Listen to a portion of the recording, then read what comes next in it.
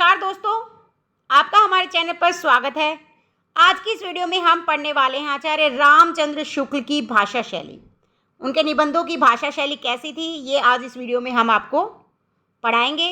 Video को अंत तक ज़रूर देखिएगा, आपके लिए बहुत ही महत्वपूर्ण होने वाली वीडियो। चलिए शुरू करते हैं वीडियो को। आचार्य रामचंद्र शुक्ल जो हैं वो हिंदी के सर्वश्रेष्ठ निबंधकार माने जाते हैं। उनके निबंध चिंतामणि भाग 1 और भाग 2 में संकलित हैं। उनके निबंध हिंदी साहित्य के निबंधों का आदर्श रूप माने जाते हैं। चिंतामणि में 2 प्रकार के निबंध मिलते हैं, मनोविकार संबंधी निबंध और समीक्षात्मक निबंध। और इन दोनों प्रकार के निबंधों की जो भाषा शैली है वह अलग अलग है। समीक्षात्मक निबंधों की भाषा गंभीर, संस्कृतनिष्ठ और पारिभाषिक शब्दों से युक्त है। याद रखिए, समीक्षात्मक निबंधों की भाषा कैसी होगी? गंभीर, संस्कृतनिष्ठ और पारिभाषिक शब्दों से युक्त। जबकि मनोविकार संबंधी निबंधों की जो भाषा होती है वह सरल, व्यावहारिक और बोलचाल के शब्दों से युक्त भाषा है, जिसमें जगह जगह मुहावरों का प्रयोग किया गया है। उनके निबंधों की जो भाषा शैली है उससे संबंधित प्रमुख विशेषताएं अब हम पढ़ेंगे। पहली विशेषता, शुक्ल जी का भाषा विषयक दृष्टिकोण जो है वो अत्यंत उदार था। उन्होंने संस्कृत शब्दों के साथ साथ अरबी, फारसी और अंग्रेजी के प्रचलित शब्दों का प्रयोग किया है। याद रखिए, संस्कृत, अरबी, फारसी और अंग्रेजी के प्रचलित शब्दों का उन्होंने अपने निबंधों में प्रयोग किया है। यथा बदतमीजी, बेवकूफ़ी, इमेज आदि शब्द हम लिख सकते हैं। शुक्ल जी की भाषा विशुद्ध साहित्यिक परिनिष्ठित है, हिंदी है, जिसमें संस्कृत के तत्सम शब्दों की प्रमुखता है। तीसरी विशेषता है, शुक्ल जी की जो भाषा है प्रौढ़, साहित्यिक एवं परिष्कृत है, जिसमें भाव प्रकाशन की क्षमता है। शुक्ल जी का वाक्य विन्यास पूर्णतः व्याकरण सम्मत और सुगठित है।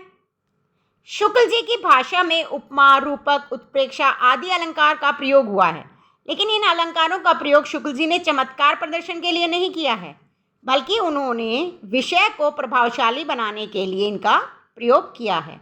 अगली विशेषता है कि शुक्ल जी की वाक्य रचना अंग्रेजी ढंग की वाक्य रचना से मुक्त है। शुक्ल जी की भाषा में संस्कृत के तत्सम शब्द हैं, जिसमें बीच बीच में तद्भव या देशज शब्द भी प्रयोग हुए हैं, जैसे धड़ाधड़, चटक मटक, छेड़छाड़ आदि। शुक्ल जी ने लाक्षणिक भाषा का प्रयोग भी अपने निबंधों में किया है। विशेषता है, शुक्ल जी की भाषा में कहीं भी उलझन, बोझिलपन और अस्पष्टता नहीं है। वह व्याकरण सम्मत है, अशुद्धियों से मुक्त है। शुक्ल जी ने अपनी भाषा में सामासिक पदों का विधान किया है, जैसे कर्म, भावना, प्रसूत, वस्तु, व्यापार, योजना आदि। अब पढ़ते हैं शुक्ल जी की जो शैली है उससे संबंधी विशेषताएं। शुक्ल जी ने अपने निबंधों में विषय के अनुरूप, जैसा विषय है उसी तरह की उन्होंने विविध शैलियों का प्रयोग अपने निबंधों में किया है। संक्षेप में शैली के जो विविध रूप उन्होंने प्रयोग किए हैं उनका विवेचन निम्न शीर्षकों में किया जा सकता है। पहली, समास शैली का प्रयोग उन्होंने किया है। समास शैली को सूत्र शैली भी कहा जाता है। समास शैली में कम शब्दों में अधिक बात कहने की क्षमता होती है।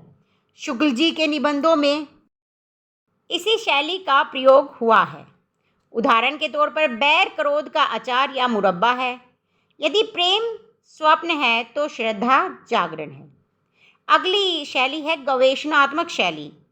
सैद्धांतिक समीक्षा से संबंधित निबंधों में इस शैली का दर्शन होते हैं। जो सैद्धांतिक समीक्षा से संबंधित निबंध होते हैं उनमें गवेषणात्मक शैली का प्रयोग किया जाता है।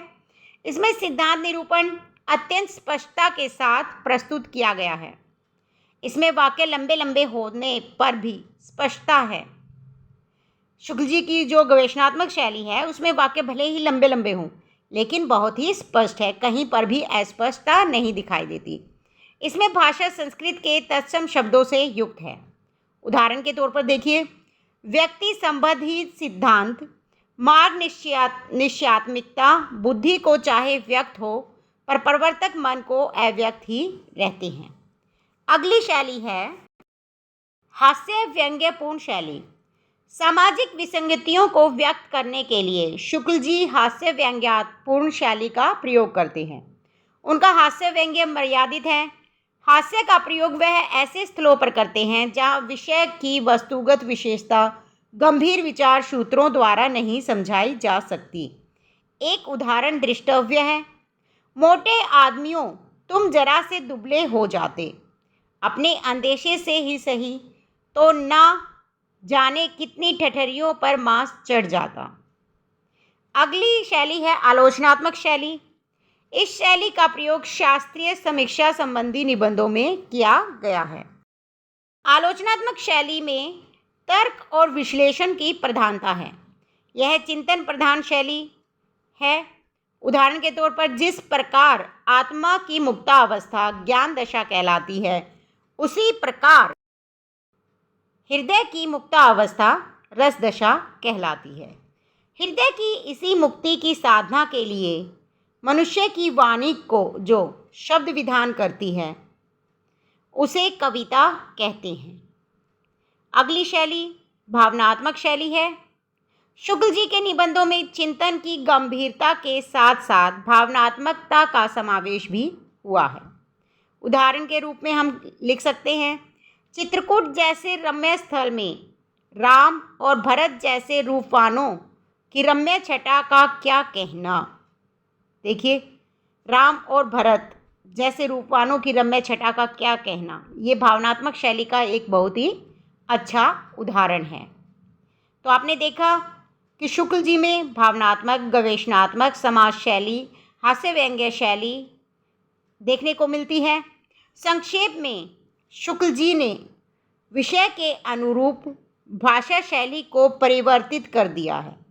जैसा विषय उन्होंने लिया है, वैसे ही भाषा का उन्होंने प्रयोग किया है, वैसे ही शैली का प्रयोग किया है। उसमें अलंकारिकता, लाक्षणिकता, सूत्रात्मकता और उक्ति वैचित्र्य जैसे गुण विद्यमान हैं।